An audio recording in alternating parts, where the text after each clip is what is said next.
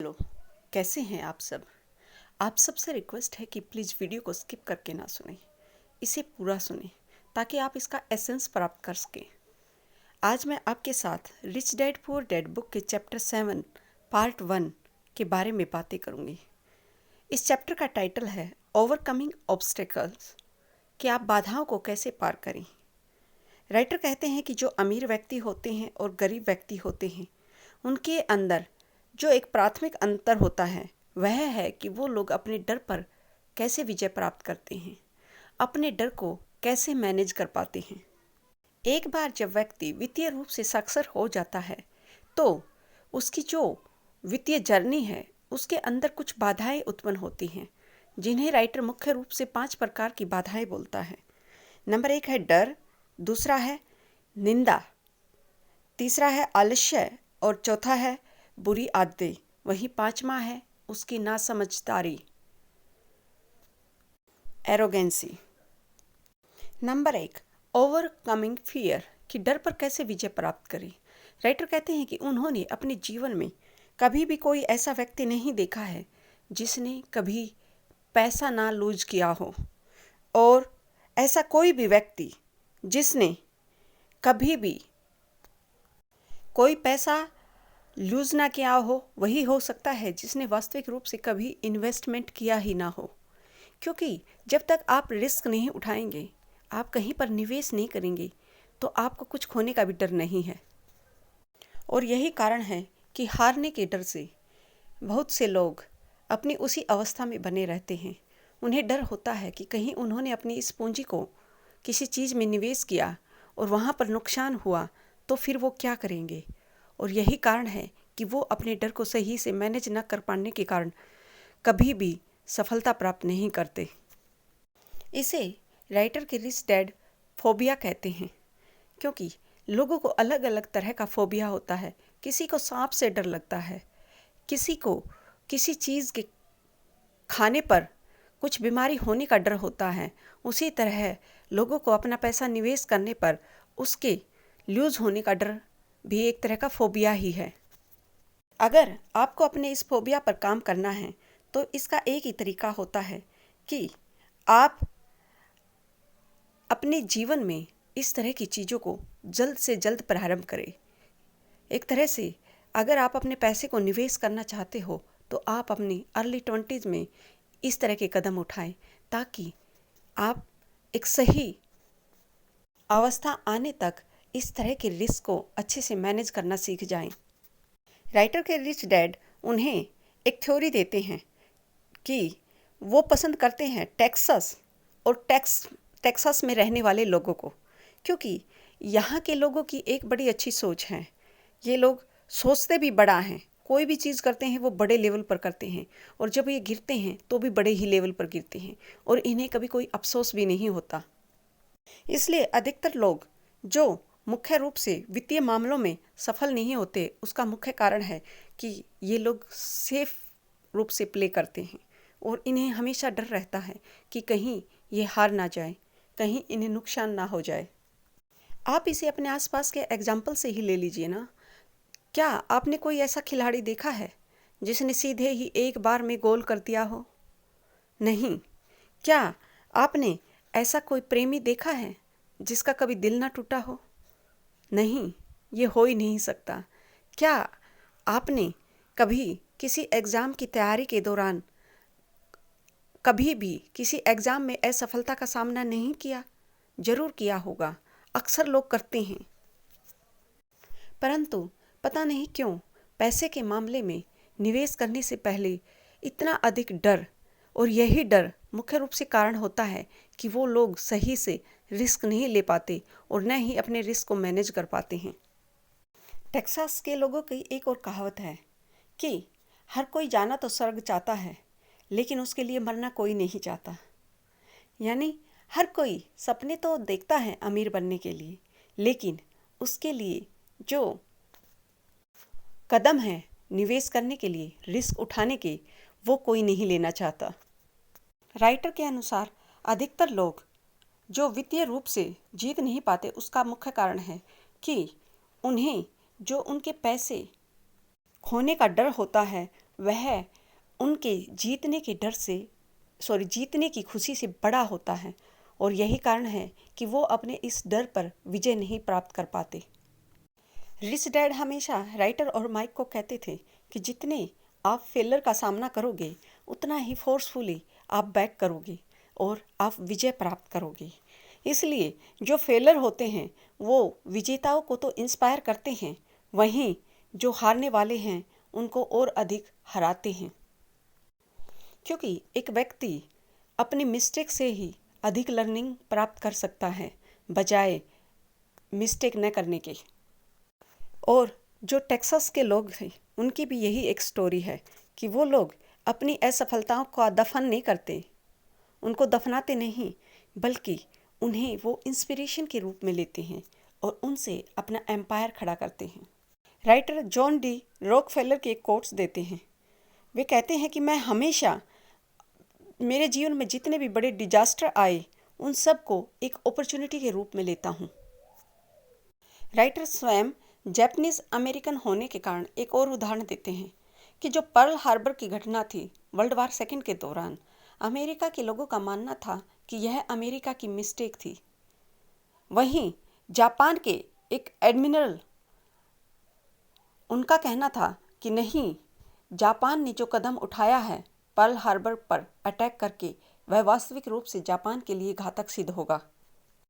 और जब Pearl Harbor के रूप में अमेरिका को एक बड़ी हार का सामना करना पड़ा, तो वही अमेरिका दूसरे विश्व युद्ध में उतरा और उसने इस युद्ध को पुनः मित्र देशों की तरफ विजय के रूप में खड़ा कर दिया। और इसका नेगेटिव इम्पैक्ट जो था वो जापान को परमाणु अटैक के रूप में देखना पड़ा। राइटर का कहना है कि 90% जो अमेरिकन है वो हमेशा एक तरह से फाइनेंशियल रूप से स्ट्रगल करते हैं, यानी कि संघर्ष करते हैं, क्योंकि उनका मुख्य कारण होता है कि वो हारने के लिए प्ले नहीं करते, बल्कि वास्तविक रूप से वे जीतने के लिए भी प्ले नहीं करते। आगे राइटर कहते हैं कि बहुत से लोग अपने जीवन में बैलेंस रहना चाहते हैं, विशेष रूप से पैसे के मैटर में। वहीं अगर आप बैलेंस रहेंगे तो यह सच्चाई है कि आप कुछ प्राप्त नहीं कर सकते, न गेन न लॉस, क्योंकि अगर आपको अमीर बनना है तो उसके लिए आपको अनबैलेंस होना ही होगा। थॉमस एडिसन अपने जीवन में बैलेंस नहीं थे, उन्होंने रिस्क लिए। इसी तरह बिल गेट्स, ऐसे ही दुनिया के जितने भी अमीर व्यक्ति हैं उन्होंने कहीं ना कहीं ऐसे स्टेप उठाए हैं जो उनके हालात के अनुसार नहीं थे, और उन्हें अपनी क्षमता के अनुसार उन्होंने अच्छे से ढालना सीखा हुआ था। राइटर कहते हैं कि आप अपनी गरीब और जो मध्यम परिवार के लोगों की मेंटलिटी है उससे उठिए। आप अपने कुछ अंडों को बहुत सारी बास्केट में रखने की बजाय अपने बहुत सारे अंडों को थोड़ी सी बास्केट में रखिए। एंड फोकस, यहाँ फोकस का एक्रोनिम दिया है कि follow one course until successful. जब तक आप कामयाब ना हो जाएं, एक ही तरीके को अपनाते रहें। इसलिए अपने अंडों को समय से पहले निर्धारित करना सीख लें, क्योंकि इनके संचित होने में काफ़ी समय लगता है। जब भी आप वित्तीय रूप से निवेश करने का डिसीजन लें तो हो सके तो आप अपने अर्ली 20s में इस तरह के डिसीजन लें, क्योंकि इस अवस्था में आपके अंदर सबसे अधिक कैपेसिटी होती है रिस्क को मैनेजमेंट करने की। सेकंड है ओवरकमिंग साइनिसिज्म, यानी कि निंदकता को छोड़ें। आप सब ने चिकन लिटिल की एक स्टोरी सुनी होगी जिसमें कहता है स्काई इज़ फॉलिंग, आसमान गिर रहा है, आसमान गिर रहा है। और यही चिकन लिटिल हम सब के अंदर है जो हमें बड़े कदम लेने से रोकता है।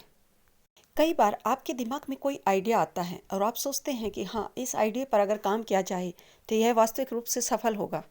लेकिन जब वही आइडिया आप अपने फ्रेंड्स या अपने अड़ोसी पड़ोसी परिवार वालों से पूछते हैं तो वो लोग कहीं ना कहीं उस पर कई बार डाउट क्रिएट करते हैं, और यह डाउट सिर्फ वो ही नहीं, इतनी पावर रखता है कि यह आपके अंदर भी संदेह पैदा करता है और आपको रिस्क उठाने से रोकता है। और जो अक्सर गरीब लोग होते हैं उनके अंदर यह चिकन लिटिल जो है सबसे अधिक रन करता है और वे हमेशा कहते हैं कि नहीं, आसमान गिर रहा है। वहीं दूसरी तरफ जो समझदार निवेशक होते हैं वो बुरी सिचुएशन में भी, बड़े बुरे हालातों में अपना अच्छा देखते हैं। इसके लिए आप कोविड-19 का ही एग्जाम्पल ले लीजिए। न जाने कितने स्टार्टअप इस समय पर उभरे क्योंकि उन्होंने इस वर्स्ट कंडीशन को अपने लिए किस तरह इसको बेनिफिशियल बनाया जा सकता है, बड़े अच्छे से काम किया। अगर आप अपने जीवन की इस चूहा दौड़ से बाहर निकलना चाहते हैं तो ये बड़ा इजी है। इसके लिए आपको कुछ अधिक एजुकेटेड होने की ज़रूरत नहीं है। बस ज़रूरत है तो आपके अंदर जो ये संदेह शंकाएँ पैदा हो रही है इनको क्रिपल करने की। और यही कारण है कि जो निंदक व्यक्ति होते हैं वो कभी भी विजय प्राप्त नहीं करते, उन्हें हमेशा डर रहता है। आगे राइटर अपने खुद के रियल एस्टेट में कि कैसे उन्होंने इतनी सफलता प्राप्त की उसके बारे में बताते हैं कि इसके पीछे मुख्य कारण उनके द्वारा एक अच्छा मैनेजर प्राप्त करने में है। क्योंकि रियल एस्टेट के बारे में जो प्रॉपर्टी का भाव है या कौन सी प्रॉपर्टी कहाँ पर किस तरह का फ़ायदा देगी उसके बारे में एक एजेंट की बजाय एक प्रॉपर्टी मैनेजर को अधिक जानकारी होती है। इसलिए राइटर एक अच्छे मैनेजर में निवेश करना एक एजेंट से अधिक बेहतर मानते हैं। इसी तरह स्टॉक मार्केट के अंदर भी ये मार्केट के प्रोफेशनल से हेल्प लेते हैं। वहीं अपने आसपास की होने वाली घटनाओं को अच्छे से ऑब्जर्व करके भी आप इस चीज़ का आइडिया लगा सकते हैं। राइटर अपने एक दोस्त की कहानी बताता है कि उनकी जो पेट्रोल और गैस के पंप थे और वह कह रहे थे कि आने वाले टाइम में इनकी कीमतें बढ़ने वाली हैं और उन्हें हमेशा इस बात की चिंता रहती थी। वहीं राइटर ने इसे अपॉर्चुनिटी के रूप में देखा और उन्होंने उस समय की जो कम डिमांड वाली कंपनी थी, जो मुख्य रूप से कुछ ऑयल डिपॉजिट्स को ढूंढ रही थी, उनके 15,000 शेयर राइटर 15 सेंट की कीमत से पर शेयर खरीदते हैं। क्योंकि यह तो तय था कि आने वाले समय में तेल की कीमतों में भारी उछाल आना है, जिसके कारण मात्र 3 माह के अंदर ही राइटर के जो शेयर थे वो 65 सेंट प्रति शेयर से बढ़कर $3 प्रति शेयर हो गए, जो कि उन्हें एक अच्छा खासा प्रॉफिट दिला रहा था, और वो भी मात्र 3 माह के अंतर में।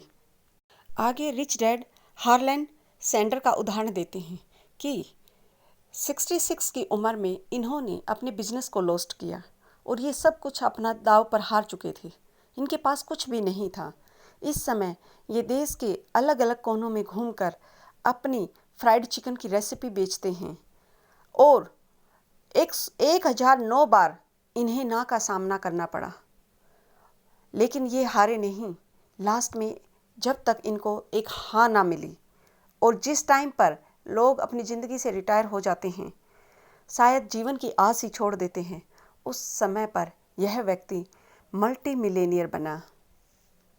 क्योंकि इसके पीछे एक ही कारण था कि इनका जो चिकन लिटिल था, इन्होंने उसे फ्राइड कर दिया था, उनको ख़त्म ही कर दिया था। अब इनके सामने कोई रुकावट ही नहीं थी।